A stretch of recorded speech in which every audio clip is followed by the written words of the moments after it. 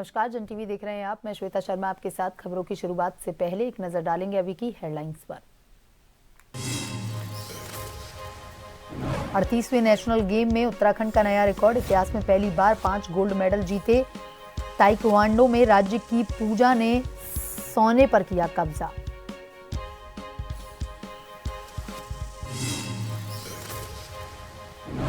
उत्तराखंड विधानसभा budget सत्र देहरादून में 18 फरवरी से आहूत होगा सत्र। वित्त मंत्री बोले जनभावनाओं के अनुरूप होगा बजट।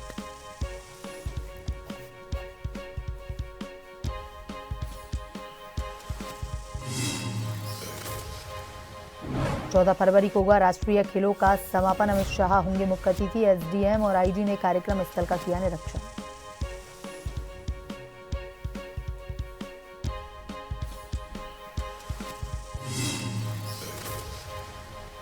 उत्तराखंड सरकार हाउस ऑफ हिमालय प्रोडक्ट पर कर रही है काम। मंत्री गणेश जोशी ने अधिकारियों के साथ की समीक्षा बैठक। उत्पादन को बढ़ावा देने पर चर्चा।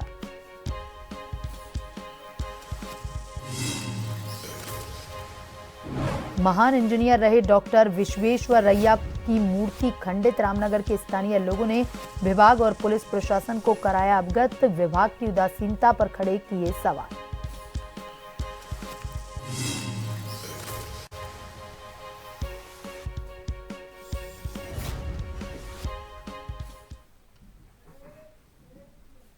और अब खबरें विस्तार से। उत्तराखंड विधानसभा का सत्र 18 फरवरी से सुबह 11 बजे विधानसभा देहरादून में शुरू होगा। सत्र विधानसभा सचिवालय ने सत्र की अधिसूचना की जारी। 18 फरवरी को सुबह 11 बजे से शुरू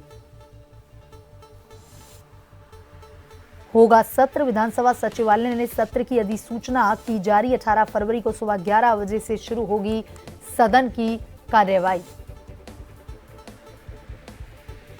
उत्तराखंड विधानसभा का सत्र 18 फरवरी से सुबह 11 बजे विधानसभा देहरादून में शुरू होगा। विधानसभा सचिवालय ने सत्र की अधिसूचना जारी कर दी है। 18 फरवरी को सुबह 11 बजे से शुरू होगी सदन की कार्यवाही।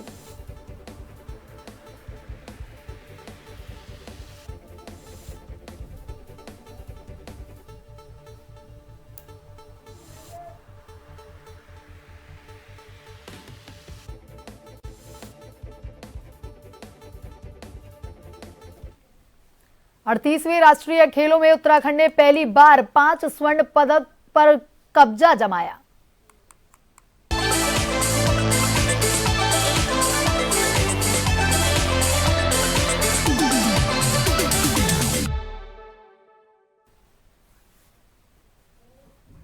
और अब खबरें विस्तार से। 38वें राष्ट्रीय खेलों में उत्तराखंड ने पहली बार 5 स्वर्ण पदक जीते, जो पिछले सभी राष्ट्रीय खेलों में अब तक का रिकॉर्ड है। राष्ट्रीय खेलों में उत्तराखंड को अभी बॉक्सिंग और एथलेटिक्स सहित कई खेलों में पदकों की उम्मीद है। प्रदेश के 5 मुक्केबाज कपिल, हिमांशु, निवेदिता, काजल और नरेंद्र सिंह बॉक्सिंग के फाइनल मुकाबले में पहुंच गए हैं। यह खिलाड़ी आज गोल्ड के लिए विभिन्न राज्यों के खिलाड़ियों से मुकाबला करेंगे।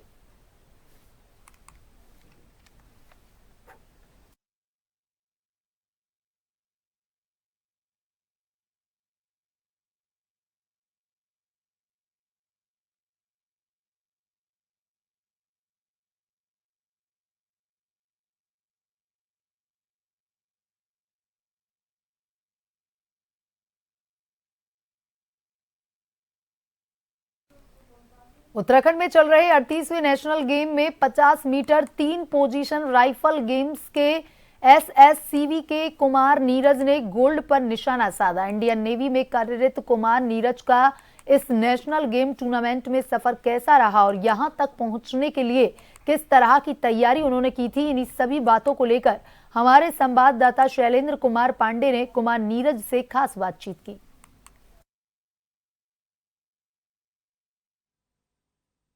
उत्तराखंड में चल रहे 38वें नेशनल गेम्स लगातार चल रहा है। अभी हम देहरादून के महाराणा प्रताप स्टेडियम में हैं। यहाँ पर 50 मीटर 3 पोजीशनल राइफल्स में एसएससीबी के कुमार नीरज ने स्वर्ण पदक जीता है। हम इनसे जानने की कोशिश करते हैं यहाँ तक।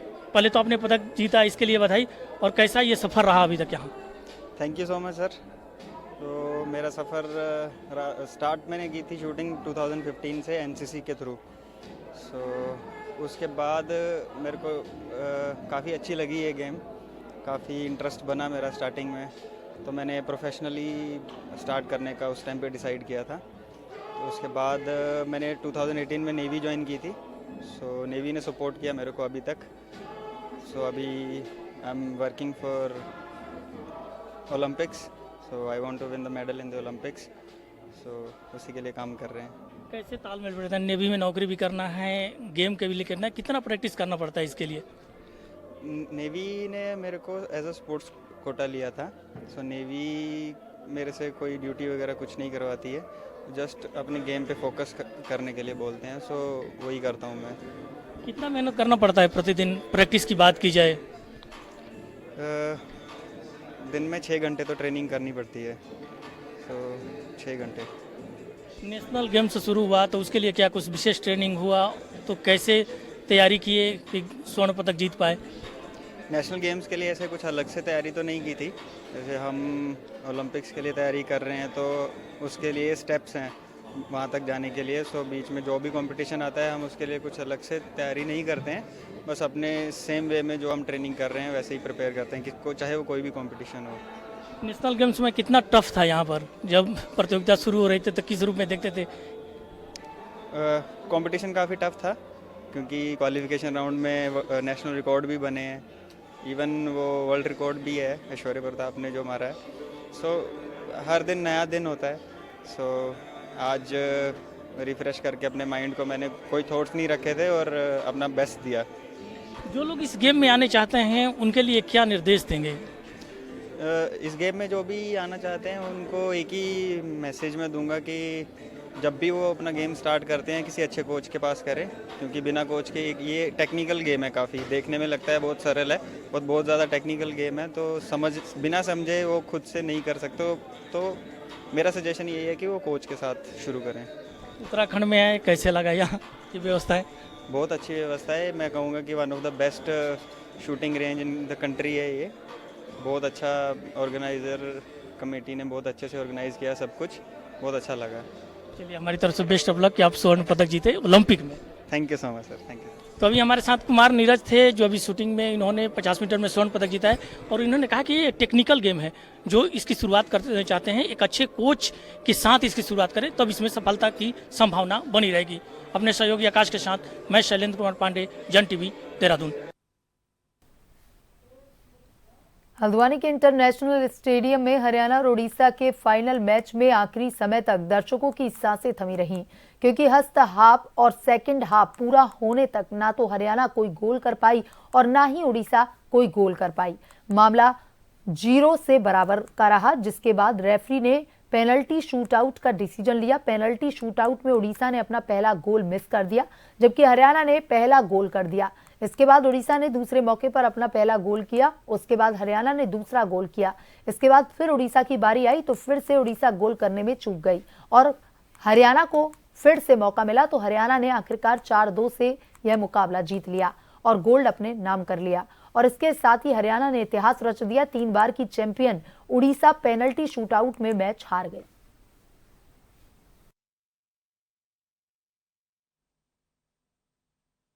अच्छा महसूस हो रहा है। हमारा टीम ने बहुत एफर्ट लगाया है, बहुत अच्छा खेला है, तो हम बहुत खुश है क्योंकि बहुत टाइम से हम वेट कर रहे थे गोल्ड मेडल का, तो फाइनली वो गोल्ड मेडल आ गया हमारे हाथ में। तो किस तरह की तैयारियां थी? कोचेस ने आपको क्या कहा था ड्रेसिंग रूम में? बस यही था कि हमें जीतना है बस, और कुछ नहीं चाहिए, हमें गोल्ड चाहिए बस। बहुत अच्छा है, बहुत बढ़िया से लुक आफ्टर रही है। रहने का फैसिलिटीज वाज गुड, खाना बहुत बढ़िया, everything was good and the players they were very happy. That's why they are performing like a champion and they are playing like a champion. और उनका जो परफॉर्मेंस है वो एक लेवल तक और तक उठ के आया है। एंड आई होप दिस जो ये हुआ है एक बेंचमार्क बन गया फॉर ऑल नेशनल गेम्स। बहुत अच्छा किया। हल्द्वानी गोलापार के अंतर्राष्ट्रीय स्टेडियम में राष्ट्रीय खेलों का आयोजन हो रहा है। इसी के तहत ताइक्वांडो खेल का भी शुभारंभ हो चुका है, लेकिन ताइक्वांडो खेल से पहले ही विवाद शुरू हो गया है। मैच फिक्सिंग की आशंका और आरोप लगने के बाद ऑल इंडिया ताइक्वांडो फेडरेशन ने जहां डीओसी को बदलकर एस दिनेश कुमार को नया डीओसी बनाया गया है, साथ ही खेल से जुड़े आधे से अधिक टेक्निकल स्टाफ के अलावा कई राज्यों के कोच बदल दिए गए। बदले गए खिलाड़ियों के पुराने कोच भी हल्द्वानी पहुंच गए हैं, लेकिन उनको खेल में प्रवेश नहीं करने की अनुमति है। जहां कोच और टेक्निकल स्टाफ में नाराजगी के साथ साथ ताइक्वांडो खेल से जुड़े खिलाड़ियों ने भी प्रदर्शन कर नाराजगी जाहिर की।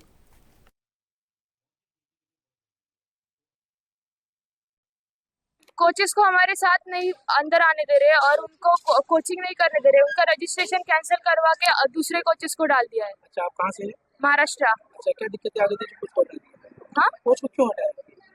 पता नहीं अभी। अच्छा, अब आप लोग गेम कैसे खेलेंगे? हाँ, जब कोचेस हमारे साथ रहेंगे तो हमारा 100% दे पाएंगे। तो अभी क्या करेंगे? अभी सर लोग अंदर गए बात करने के लिए, अभी पता नहीं क्या होगा। गेम खेलेंगे आप लोग? हाँ, खेलेंगे। अच्छा, क्या अगर हमारे कोचेस हम लोग ताइक्वांडो कोच है, महाराष्ट्र के कोच है हम लोग। हमारे पास बच्चे 15 साल से ट्रेनिंग कर रहे हैं, तो बहुत मेहनत के बाद नेशनल गेम्स में क्वालिफाई हुए। उत्तराखंड के बाद सबसे बड़ा टीम महाराष्ट्र टीम है, इसके 24 बच्चे क्वालिफाई हो गए। तो हमारा नाम पहले फेडरेशन ने यहाँ पे डाला था, हमारा नाम हटाया, किसी नए कोच का नाम डाला है।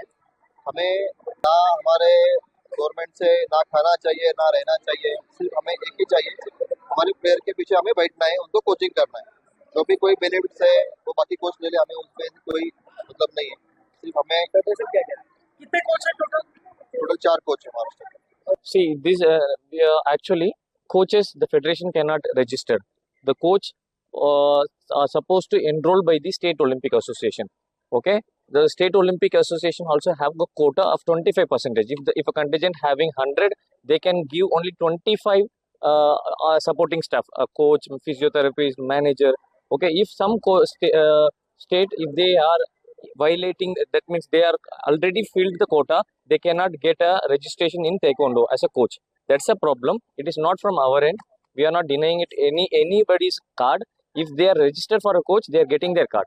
And if anybody is not having card, we are not going to allow them inside the field. Uttarakhand में हाउस ऑफ हिमालय प्रोडक्ट की लॉन्चिंग इन्वेस्टर समिट में देश के प्रधानमंत्री नरेंद्र मोदी ने की थी, जिसको लेकर लगातार सरकार काम कर रही है। उत्तराखंड सरकार में कैबिनेट मंत्री गणेश जोशी ने उत्तराखंड विधानसभा में अधिकारियों के साथ समीक्षा बैठक की।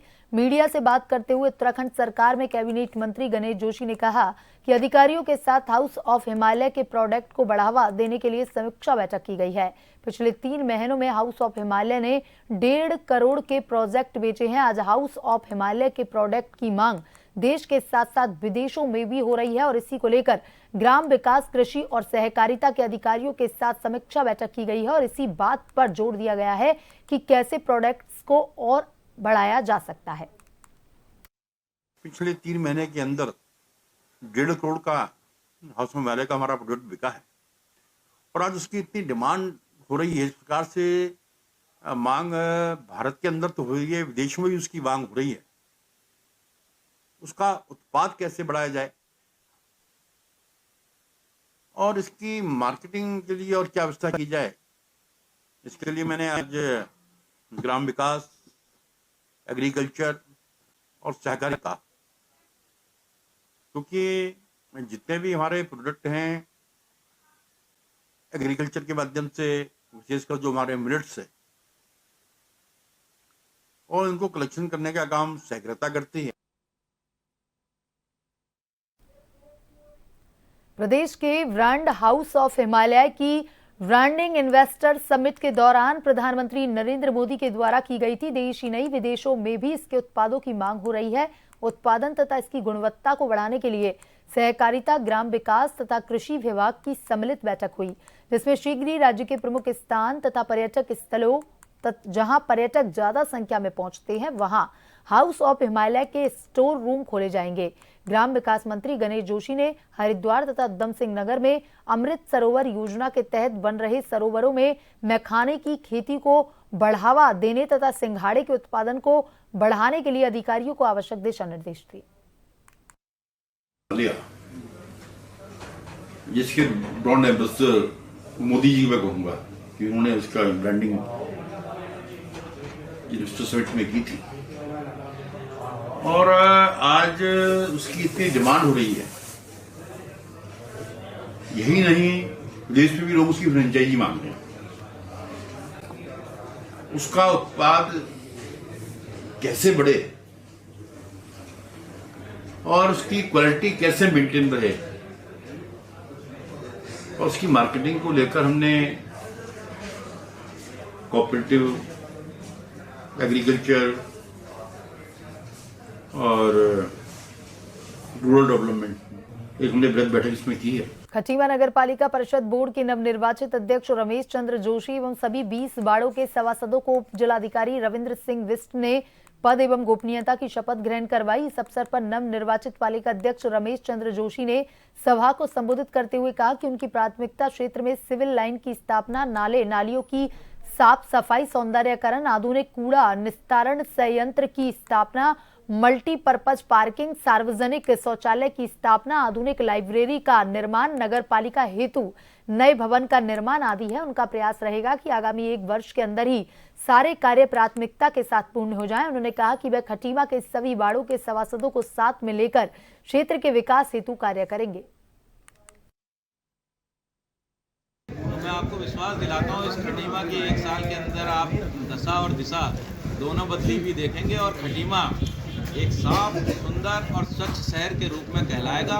और हमारी प्राथमिकता पहले ही साल ये रहेगी कि हम जो उत्तराखंड की टॉप 5 नगर पालिका है उनमें से एक नगर पालिका खटीमा हो, इसका प्रयास करेंगे माननीय मुख्यमंत्री जी के माध्यम से, क्योंकि माननीय मुख्यमंत्री जी का एक गृह क्षेत्र है और हम चाहेंगे कि माननीय मुख्यमंत्री जी इस खटीमा को इतनी सौगात दें कि जितना हम कर सकते हैं उससे 100 गुना अधिक, क्योंकि माननीय मुख्यमंत्री जी खुद चाहते हैं इस खटीमा का विकास और लगातार वो इसके लिए प्रयासरत रहते हैं। रामनगर में लोक निर्माण विभाग के कार्यालय को जाने वाले मार्ग पर स्थित डॉक्टर मोक्ष गुंडम विश्वेश्वरैया नाम से पार्क स्थित है, जहां पर महान इंजीनियर रहे डॉक्टर मोक्ष गुंडम विश्वेश्वरैया की मूर्ति स्थापित की गई है। स्थानीय सामाजिक कार्यकर्ता नरेंद्र शर्मा व स्थानीय सभासद नवीन सुनेजा ने आरोप लगाते हुए कहा कि यह मूर्ति पिछले 3 महीनों से खंडित पड़ी हुई है, जिसकी लिखित शिकायत उनके द्वारा पुलिस प्रशासन और लोक निर्माण विभाग से भी की गई है, लेकिन आज तक खंडित मूर्ति का जीर्णोद्धार का कार्य लोक निर्माण विभाग के अधिकारी नहीं कर पाए।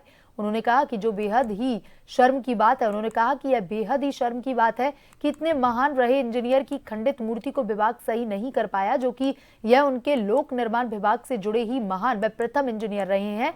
उन्होंने विभाग की उदासीनता पर कई सवाल खड़े किए। जो डॉक्टर मोक्ष गुंडम विश्वेश्वरैया जी जो हमारे इंजीनियर रहे हमारे, और उनको जो है भारत रत्न की उपाधि भी दी गई थी। उनकी प्रतिमा यहाँ पर जो है पीडब्ल्यूडी के इस पार्क में लगी थी और जो है ये सबको जो है आदर्श का केंद्र थी, लेकिन इनकी जो है मूर्ति यहाँ पर खंडित अवस्था में है और कई दिनों से ऐसा लगता है कई दिनों से खंडित है और यहाँ के विभाग के लोगों ने भी इसको ढकने का प्रयास नहीं किया। बड़ी शर्म की बात है कि ये विभाग जो है इतनी शून्यता में सोया हुआ है। इतने महान इंजीनियर की खंडित मूर्ति को आते जाते वो देख रहा होगा। ये बड़ी शून्यता की बात है कि उनके अधिकारियों ने इसको ध्यान में नहीं दिया। बोल दिया है और वो उसको मूर्ति को शीघ्र ठीक करा देगा और बाकी बच्चे भी वहाँ पे खेलते हैं। संभवतः है कि खेलते वेलते बच्चे शरारती होते हैं तो मूर्ति भी मैंने कई बार देखा चढ़ जाते हैं, इस वजह से टूट गई होगी। उसको शीघ्र ठीक करा दिया जाएगा और उसको भविष्य में कुछ सेफ्टी का भी उसका कुछ परिविधान करेंगे। जंगलों में लगने वाली आग को लेकर उत्तराखंड वन विभाग इस बार पूरी तरह से तैयार है। इस वर्ष तकनीक का इस्तेमाल करते हुए प्रयास किए जा रहे हैं कि प्रदेश में वनाग्नि की घटनाएं कम से कम हों। प्रदेश के प्रमुख वन संरक्षक धनंजय मोहन के मुताबिक नए डिजाइन किए गए ऐप का विभागीय कर्मचारी व अधिकारियों ने इस्तेमाल शुरू कर दिया है। यहां सभी एडवांस टेस्टिंग स्टेज पर हैं। के मुकाबले कहीं बेहतर प्रिपेयर्ड हैं वनाग्नि से डील करने के लिए। एक तो जो बहुत महत्वपूर्ण हमने काम किया है इस बार हमने ऐप और डिजिटल प्लेटफॉर्म के माध्यम से पूरा मैनेजमेंट वनाग्नि का हम करने जा रहे हैं। ऐप ऑलरेडी हमारा एडवांस टेस्टिंग स्टेज में है। पूरे हमारे करीब 5,500 वनकर्मी ऑलरेडी इसको यूज़ करना शुरू कर दिए हैं, ताकि जो भी छोटी मोटी इसमें दिक्कतें या ट्रेनिंग वगैरह हैं वो सब हम रिजॉल्व कर लें, और वो करते जा रहे हैं। और साथ साथ इसका इस्तेमाल भी हो रहा है बीटा वर्जन का। तो और साथ ही हमने एक integrated control and command centre भी यहाँ इस्टेब्लिश कर दिया है, जिसमें लगातार एक GIS डोमेन में हमारी फायर का मैनेजमेंट होगा हेडक्वार्टर से भी। बुलेटिन में अभी तक के लिए इतना ही। बने रहिए जन टीवी के साथ। नमस्कार।